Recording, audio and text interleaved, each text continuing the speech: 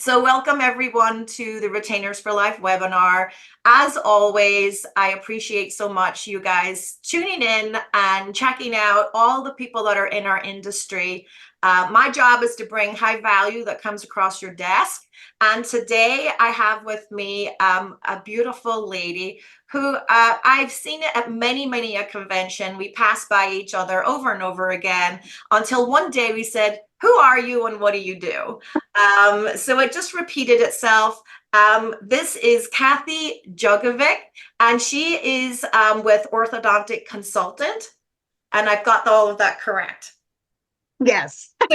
Super. Just double checking. And Cathy and I actually met up recently at the OrthoFi Nexus meeting, which was a brilliant meeting.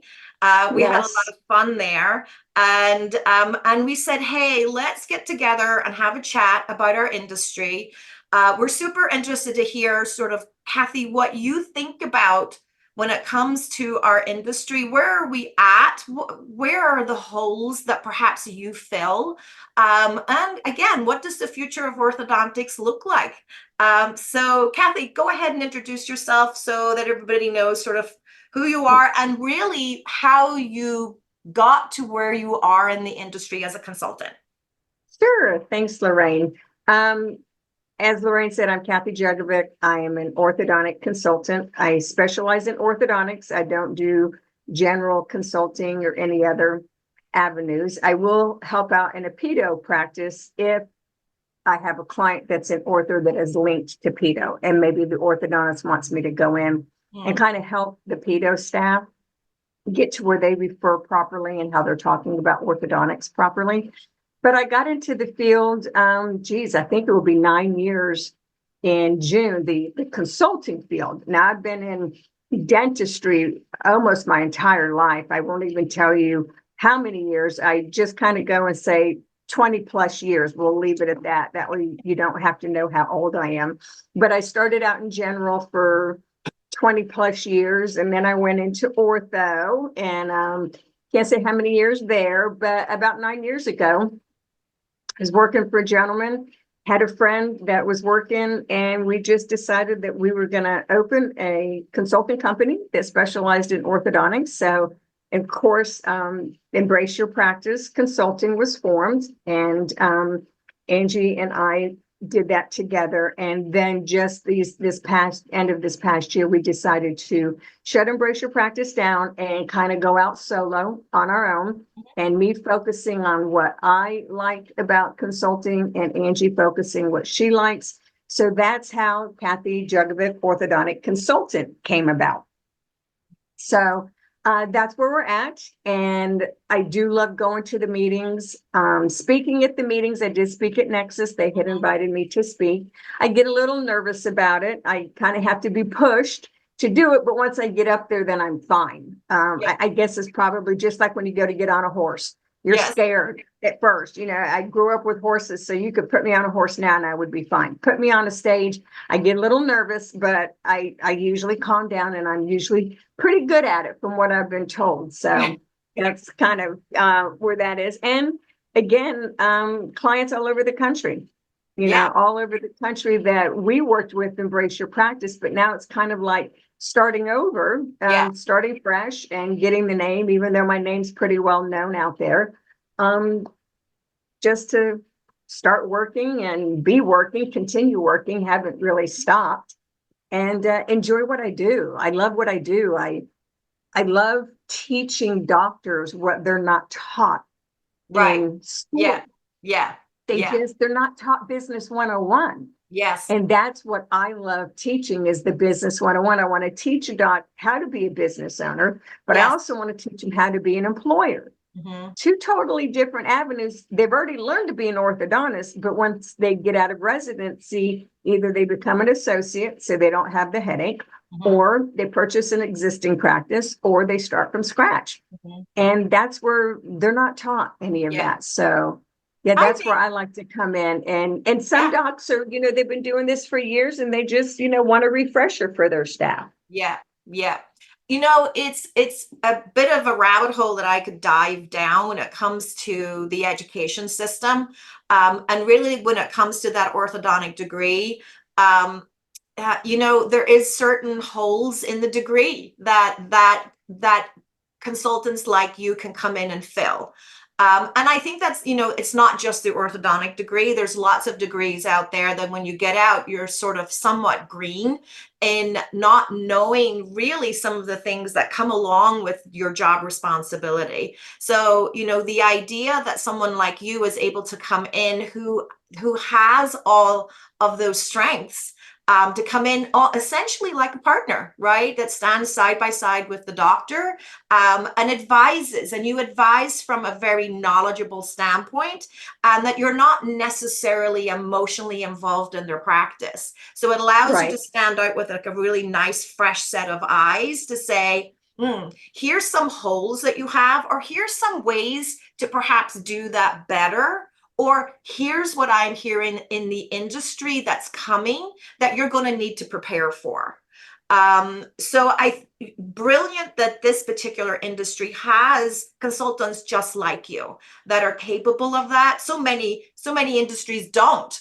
And Right. people get out into their degree job, let's say, and realize that there's things that they're going to fail at. So love that you fill that hole. Talking of There's holes, what do you think the holes are right now for orthodontists? So you talked about from a business perspective and then from running the business perspective. So that's sort of where you shine the most. This is sort of what you bring to the table. Yeah, that is. But then again, there's so many other paths within an orthodontic office. You've got your clinical team, you got your front desk team, you got your TCs, you got your financial coordinators, you got your office managers, you got your lab team members. There's so many different avenues and paths in an office that one, the doctor needs to kind of know what's going on in every area, but then he has an office manager.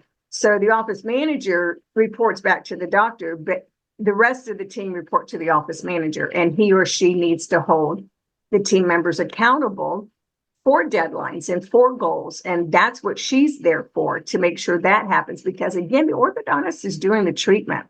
That's what he went to school for. That's what he learned, is the treatment part of it.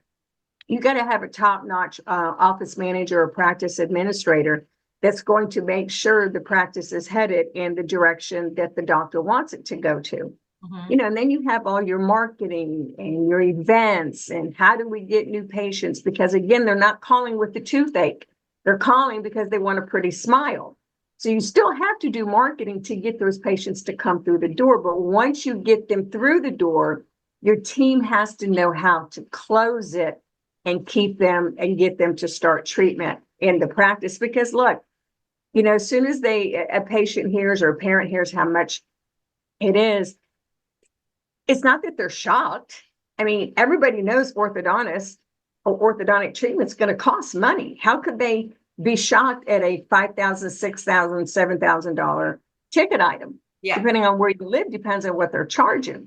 So nobody comes in there thinking my insurance is going to pay for it all, even though there are some, and you have to educate them. So you become an educator to your patients as well, that yeah, you do have insurance. It only covers $1,000 or it only covers $1,500. And they're going to take the entire length of treatment to pay us that money. They're not going to pay us up front because they're going to hope you change jobs and that way they don't have to part with that money.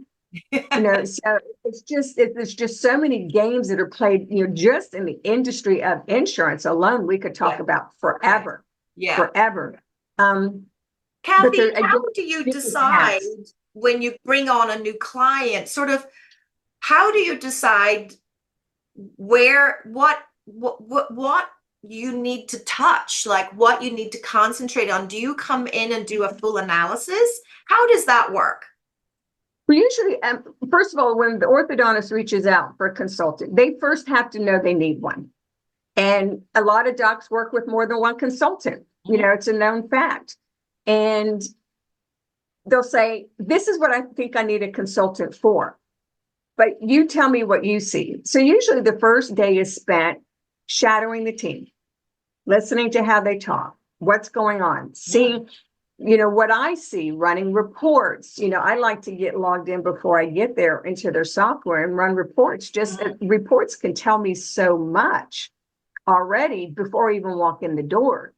And then sit down and kind of talk to team members like, okay, you're responsible for working this report. How do you work it?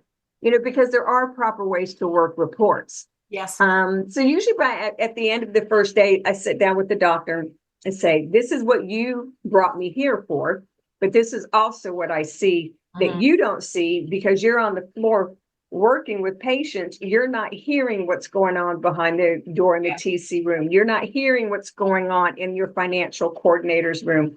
You're not hearing what's going on at your front desk.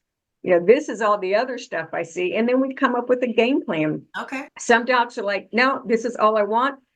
Fix this for me and we'll go from there. So everybody's different. The only way I can say it, everybody's different. Right. That they think they know what they want, and that may be part of it, but that may not be it at all. Right. It may be something totally different. You're essentially a fresh set of eyes, right? Yes. An unbiased fresh set of eyes. Right. And we tell the staff, listen, we're not here to get anybody fired.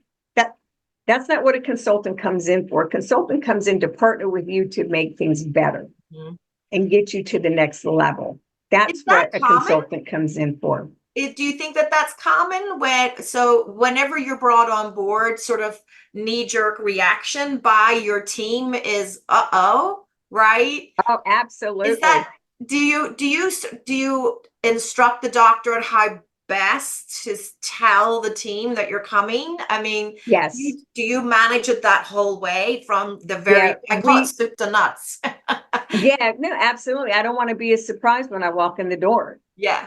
So I tell them, hey, tell them that you met this wonderful consultant and you want her to come spend the day with us and answer whatever questions she has. She's just here to learn how we do things and to see how she can help us do things better. Yeah. So been in offices where they don't tell the staff, and that's a shock, which I don't ever want to go through that again. So it is better to share with your staff that you've invited somebody to come in and spend the day and, give us some pointers and see how we can partner with them to get us to the next level, to help us on some systems and protocols, because it is down to systems and protocols. Everybody has to be saying the same thing about that appliance, and everybody has to be saying the same thing about the new patient appointment, so it is a lot of scripting as well. Yeah. Yeah, I think that's really interesting because I'm sure there's lots of doctors that are coming and watching this webinar thinking maybe having fear of bringing a consultant in, maybe from a couple of different perspectives. They're concerned about their staff reacting to that in a negative manner, or they're just frightened to hear really what's happening. So the idea of you clearing that up in that you have a very proven system in place when you come on board, and you know what to say, and you know how essentially at the end of the day to get the team's buy-in to your ideas that are coming your way. Right. Absolutely. Yeah. Absolutely. Because again, because I can even refer when I worked for an orthodontist where I lived, Ken Alexander was our consultant. I had never worked with a consultant before. And the first time I heard Ken Alexander was coming in to spend a couple of days with us, I was being the practice administrator, was like, oh God, we're all going to get fired. Because I had never worked with one. So I can say working with one, and especially somebody like Ken, I worked with, a couple years in that practice with him. It's a great partnership. Their consultants are here to help. They're not here to get fired. They're here to help. They're here to hear what you might have to say that you're afraid to tell your boss. That the consultant can maybe bridge that gap to have that open line of communication between an employee and the doctor. So there's a lot of good out of partnering with the consultant for practice, and especially even long term. You have your short term goals, to clean up reports or increase the case acceptance or get your AR cleaned up. there's different avenues, but you always have to have that check and balances, Yeah. once a quarter, where maybe you don't come in for 2 days. I'm not the type you walk in and say, here's my Bible, and this is how everything has to be done, because what Yeah. can be done in Dr. Smith's office may not be able to be done in Dr. Jones' office. It depends on what part of the country I'm in. Yeah. Yeah. So I don't walk in with the Bible, but I do have a lot of protocols written for all the different Yeah. softwares out there, which would make it super easy to train, a financial coordinator. I usually train them exactly how to work the reports, and then I leave them the protocols. They have a booklet. So that way, if that financial coordinator had to move or quit, they would have the protocol to train a new one exactly how the one leaving was already trained. And it's sticking to what you're trained on, using the forms, running the reports when they need to be ran, working the reports the way they should be worked. As long as you do that, what bothers me sometimes is going back into an office a year or two later and they're not doing anything. Yeah. And it's like starting from scratch again. And Yeah. it's like, I was just here, 15, 16 months ago. Right. Now we're starting from scratch again, even though I left all this with you. I mean, which is fine. I don't mind doing it. But again, whatever consultant works, whether it's me or anybody else, whatever they work with you on, save that information. So that way you can use it again in the future for new employees. I love that you come in and you're viewing the doctor's practice as a customization, like what's going to work best for this doctor and what's going to work best for this doctor in this area. Right. This also plays a role. We have this experience at Retainers for Life because when we first started the company, I wanted to say, this is Retainers for Life and you use it this way. Period. That's a much easier company to build, right? And then what I quickly learned the hard way, I might add, was that each one of these practices are individual companies. They have different goals, different needs, different holes that need filled, and a different income level in every area, which is why we ended up customizing our pricing. So you're allowed to bring Retainers for Life into your practice, and you know your patients better than I do. I don't get to dictate, but you get to say to me, this is the pricing structure that I need to be able to present your program at. So I think that's very powerful, that it's, as you said, you don't come and this is the Bible and you must do it this way, or you're in trouble. It is essentially you're really paying attention to the needs of this specific practice. Absolutely, because what may work here in Boca Raton, where I live, isn't going to work in another little bitty town, Clewiston, Florida. I know Clewiston's a little town, or, Mount Dora, Florida. Those are little bitty towns. Where here somebody in Boca may be getting $9,000, $10,000 for a full case. Well, you're not going to get that in these little towns. So you got to know, you have to know your area. 100%. And that's when I talk to docs who are going to do a startup. It's, make sure if you're going to build from scratch, do your homework, know your demographics. If there is an orthodontist on every corner, don't open up in the middle of the street. Go somewhere else, know what's there, because I was working with a client that wanted to open, and I'm like, there's literally an orthodontist on every corner. Yeah. Literally on every corner. Where are you going to put an office at this intersection? Yeah. Yeah. You got to do your homework. I love when docs come out of residency and they say they want to go back to where they grew up to give back to the community. Yeah. I love that. I think that's great. They've been gone for 8 years because they've been in school, but now they want to go back and give back, which is phenomenal. Instead of, going somewhere where they can get, a ton of money, they're going to go and give back, which I love seeing that, because, they probably had a really good experience with their orthodontist, and, that's probably where they got their little inspiration from many times, right? Right. Well, I couldn't agree with you more. Do you work a lot with startups? Do you have a particular type of practice that you just excel in, or are you one of those guys we just throw everything at you and you make it all work, right? It doesn't really matter. Throw it at me. Just throw it at you. Yep, throw it at me because each one's different. You know, Yes. you could have a doctor who is maybe in his early 60s and is like, you know what, I know I'm going to want to sell in about 2 or 3 years. And Mhm. we'll get a lot of calls that way. Build me up so I Yes. can sell. You know, so and then you'll get ones that just got out of school, they bought a practice, they don't know what they're doing, they need help. You may have those that are coming out of school and they want to build from scratch. They don't want to purchase somebody else's Yeah. practice, which, you know, so everybody's different on what they want. I was speaking to a gentleman who's going to be graduating in December, and he was telling me where he wanted to open. And I said, I happen to know a practice for sale in that area. Why don't you buy that instead of, and he was adamant. He knew he wanted to build from scratch. I'm Interesting. like, fine, perfect. Mhm. I get it. But I was like, there's somebody's practice that's already going to be for sale. You know, I can introduce you and, you know, but some know exactly what it is that they want, which, you know, I love that. And I explained the pros and cons starting from scratch. You are starting from scratch, from hiring all your systems, everything, purchasing somebody else. You just might have to go in and do a cleanup Mhm. of what's already there, but Yeah. you already have your staff. And of Yeah. course, you keep your staff as long as, you know, they're working out for you and not having to hire when you first get in there. So there's pros and cons on every direction. I Absolutely. mean, literally all the way around is the only thing I could sit and talk for days on the differences between each one Yeah. and what's good and what's bad. So it's, you know what in your heart, what you want. I'll help you achieve that. Yeah.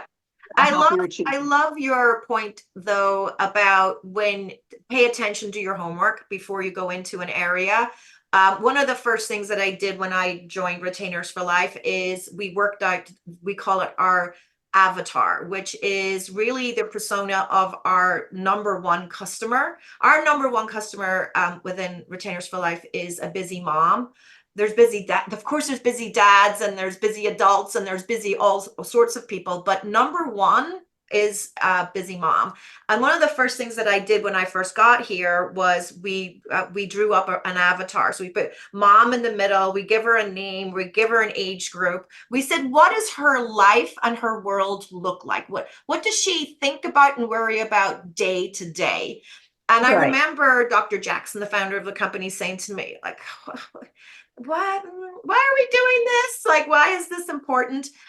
Because I really am a true believer in knowing who your number one is and then building your practice or product around that person. So now I know I have to build Retainers for Life about around the world of a busy mom.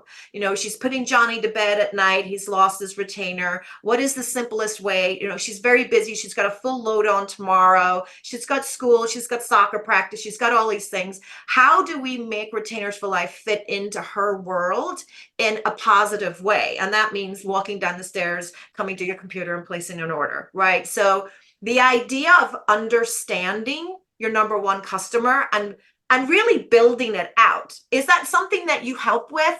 Have you done that before? It's pretty interesting. Yeah. I mean, again, they know they know what they know.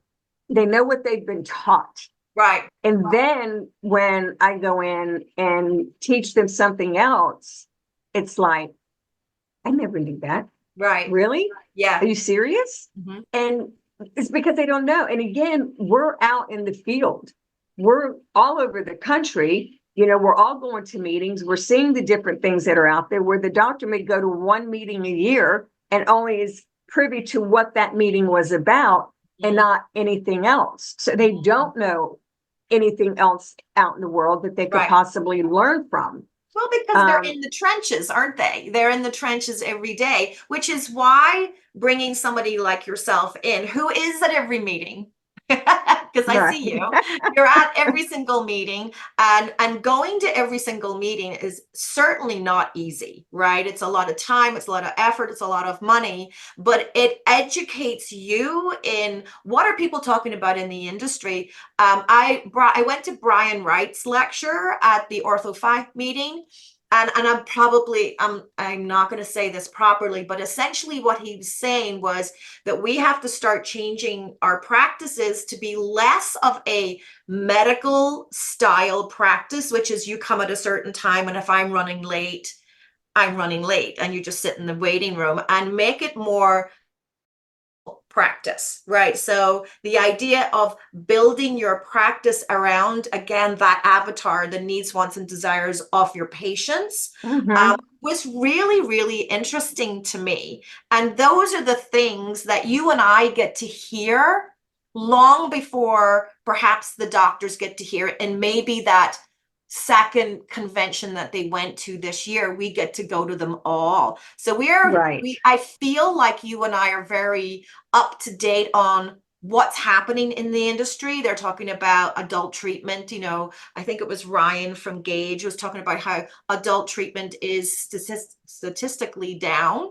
And that type of information allows webinars like this to bring things that you didn't get a chance to hear, because these doctors can't go to every single convention. Right. So we And get the to one tell thing, them these nuggets, right? yeah, and the one thing I always suggest, because I'll get, oh, I don't know if I should go to the expense and take my staff to this meeting.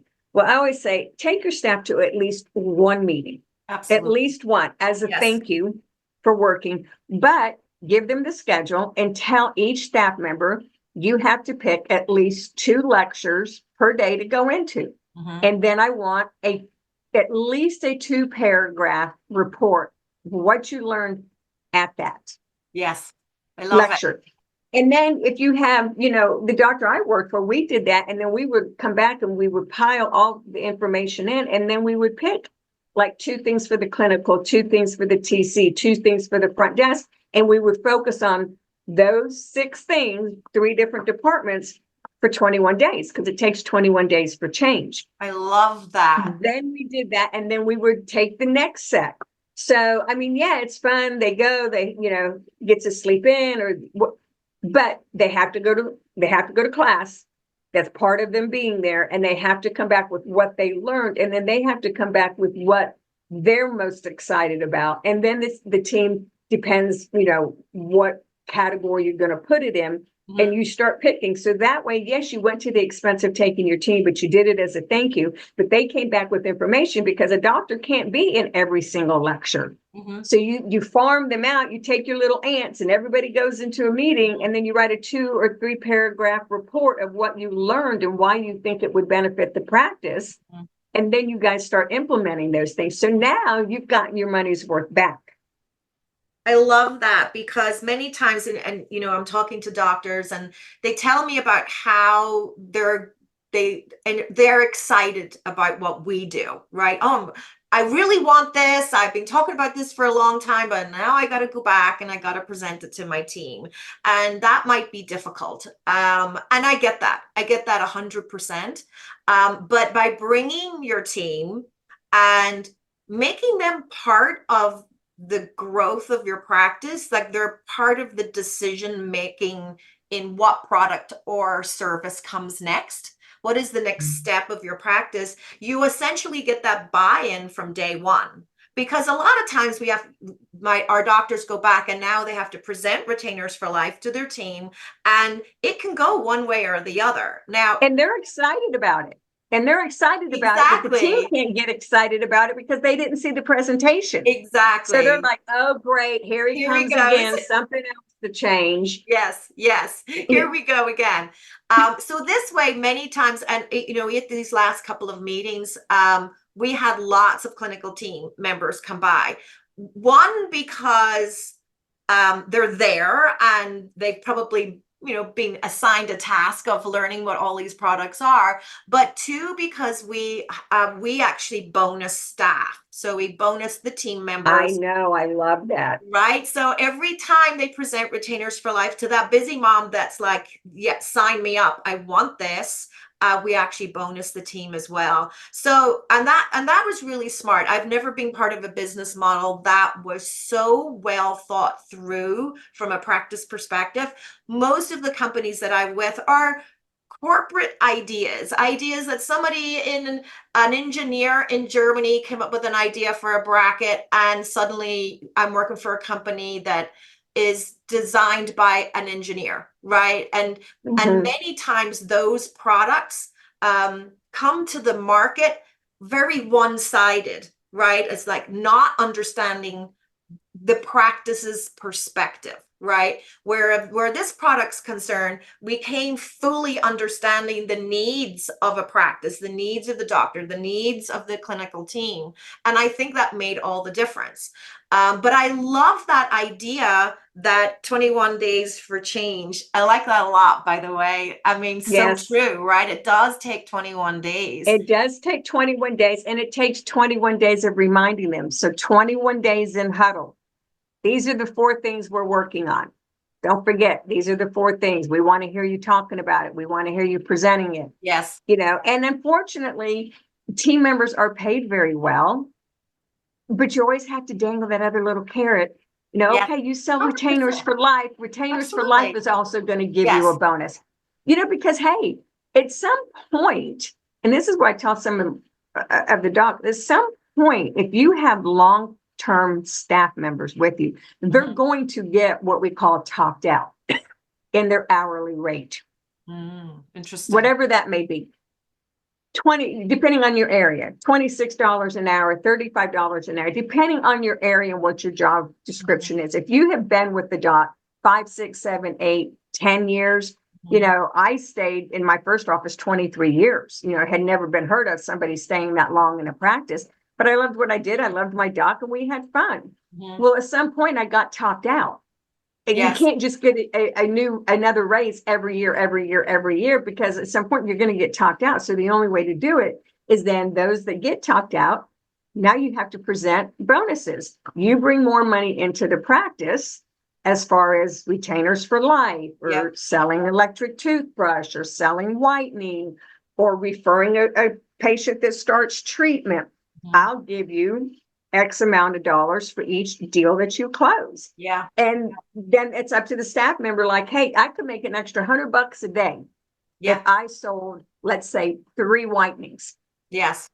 Trust me, I'm going to really try to push those and get that, because all it is for me talking while I'm sitting there working on them, or taking the braces off, or, Yes. so, and again, what's that going to be out of the doctor's pocket, because the production was brought in? And that's what some team members don't understand. If the production is not brought in, if the collection is not made, you can bring in $1 million worth of production. But if your financial coordinator can't collect, Yeah. that does no good, because you have to have the collections in order to pay out the bonuses. Mhm. So you can bring in $1 million in production, but if you're not collecting, Mhm. then you're not going to be able to pay out. So you do have to look at both. You do have to look at the production coming in, so team members referring patients, and it can't be that they just refer and you get $50 or $100. They have to start treatment. And treatment needs to be, even if it's limited, it can't be for a set of retainers. So I Mhm. usually like to put, $1,800 limited treatment. Mhm. That's, limited treatment. It needs to be at least $1,700 to $1,800.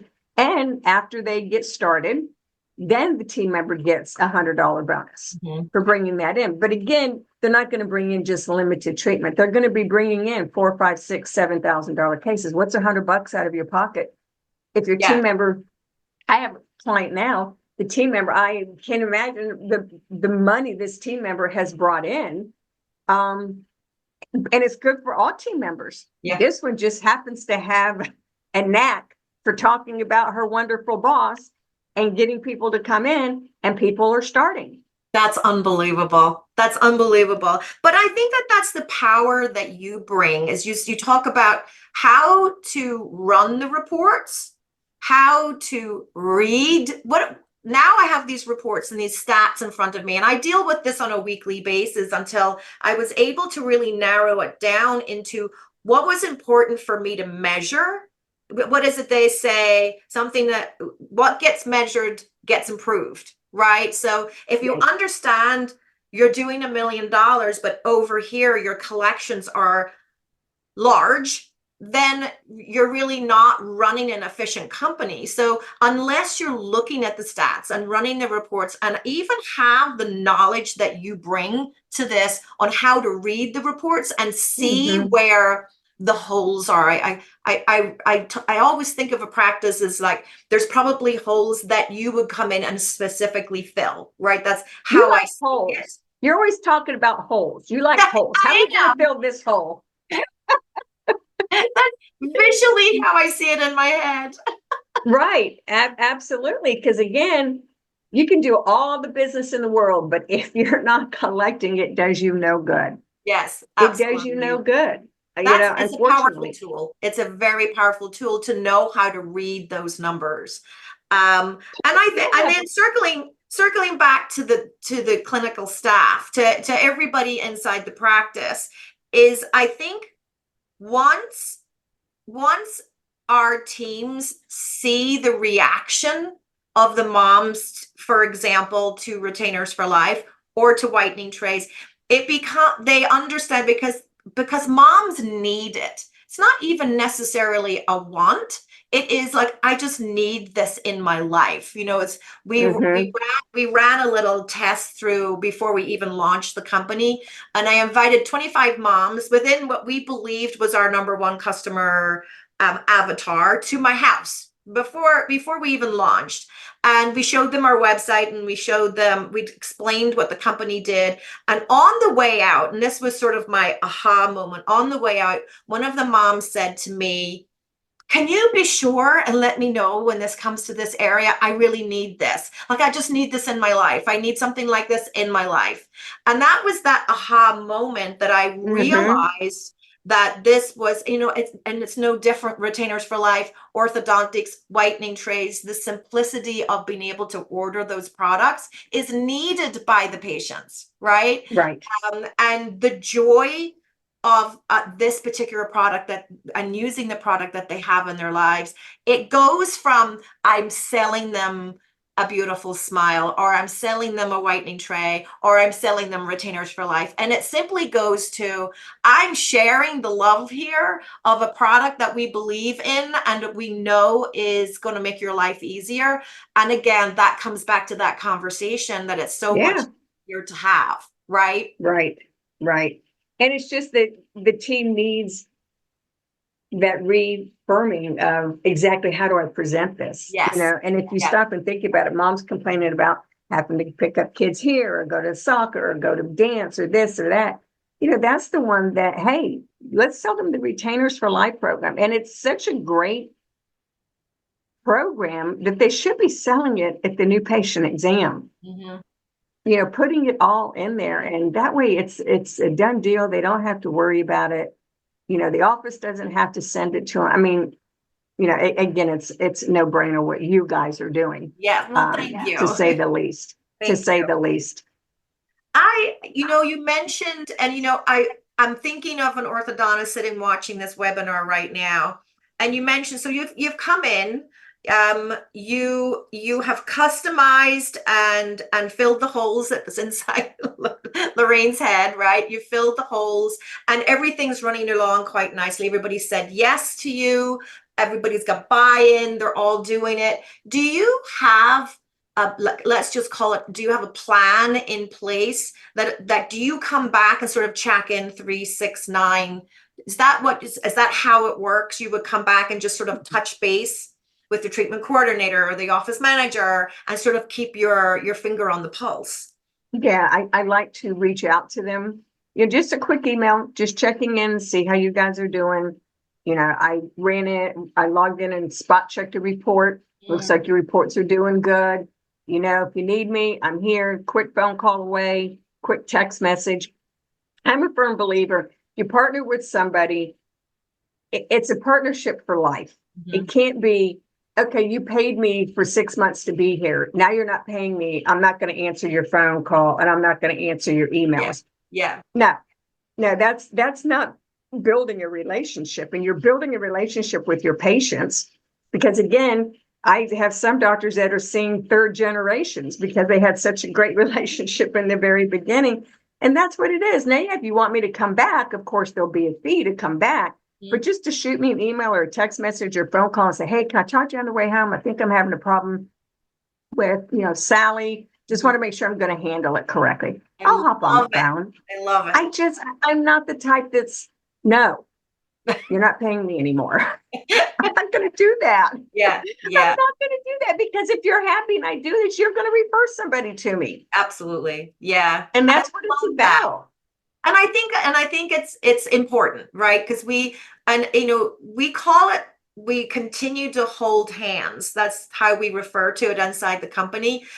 Because the idea of just coming in and saying, all right, put the following things in place and I'll see you later, even just from a Retainers for Life perspective, has not worked. And ultimately, and we know how busy these practices are. We call it falling off the desk. It falls off the desk, not intentionally, but it happens. And ultimately, all of the time and effort that you spent implementing something was wasted time, wasted effort, and wasted money. So we understand, and I stand side by side with you on this, is that we have to continue our relationship, because at the end of the day, the success of that practice with our program is success for us as a company, right? So we continue Absolutely. to monitor. We even have what we call a conversion specialist. So if somebody comes in and you probably start, for example, like converting around 45%, and then slowly but surely, and some faster than others, will convert up to about 84, right? But it takes time. And maybe that's that 21 days to change. Like, I hadn't thought of, like, there just needs to be some time in the ring, essentially. Yep. To be able to get that up, and some go faster than others, right? Right.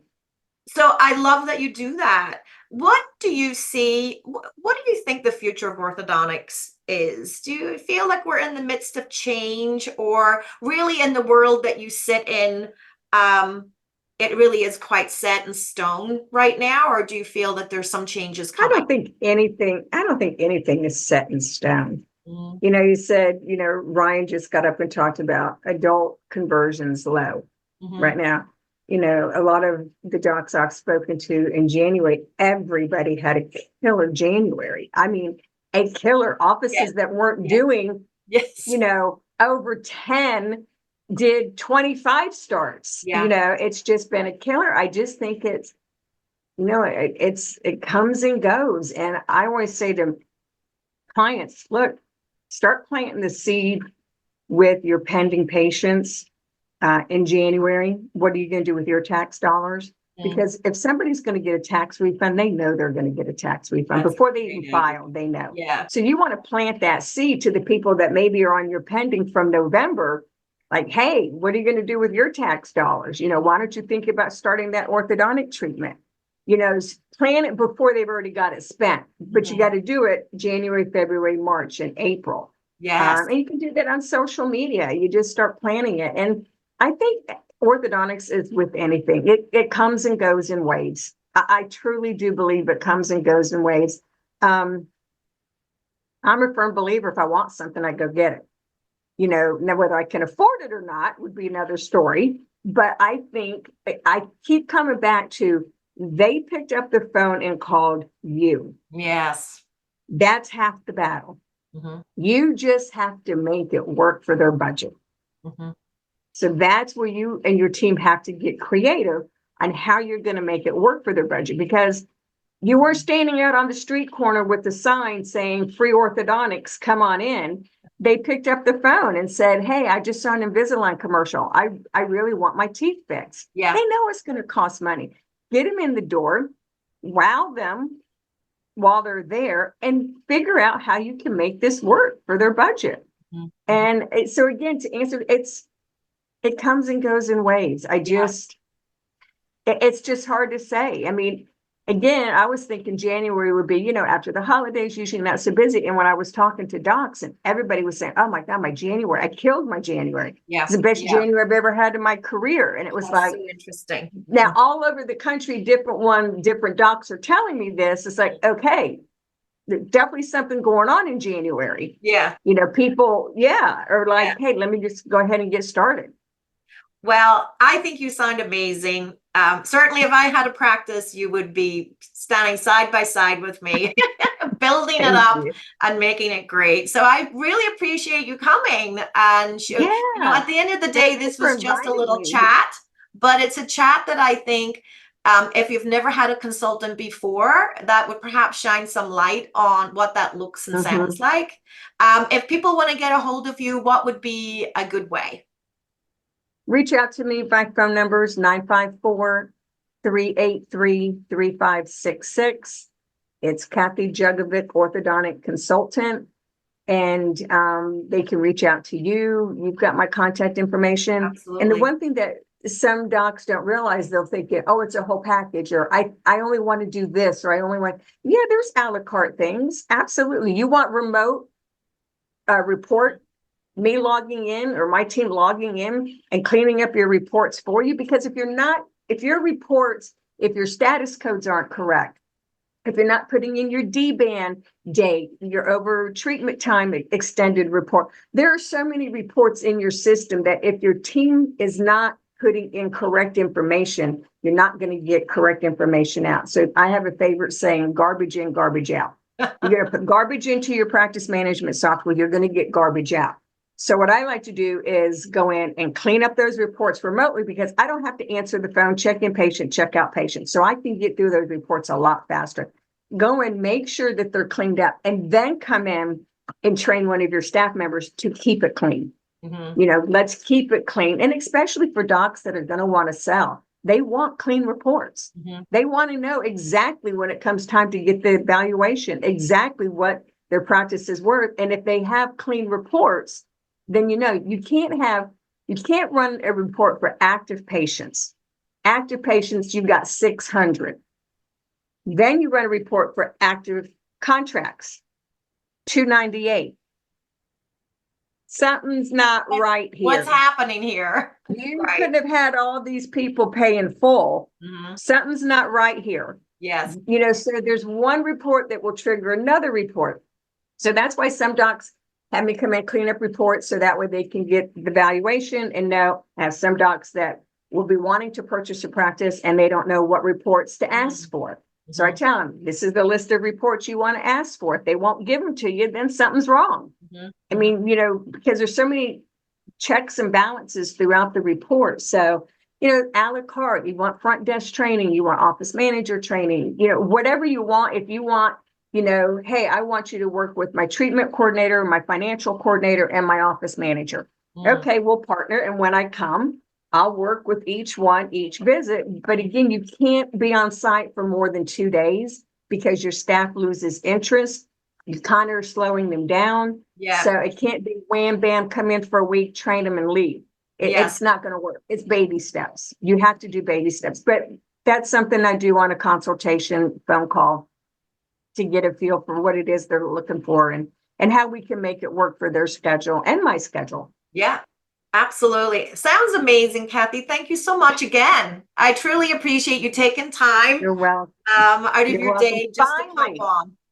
Yeah, finally, we get to sit and talk for longer than 5 minutes over a Yes. glass of wine, saying, see you later, catch up with me later. Thanks again, Cathy. We'll see you next time. Thank you. Have a good one.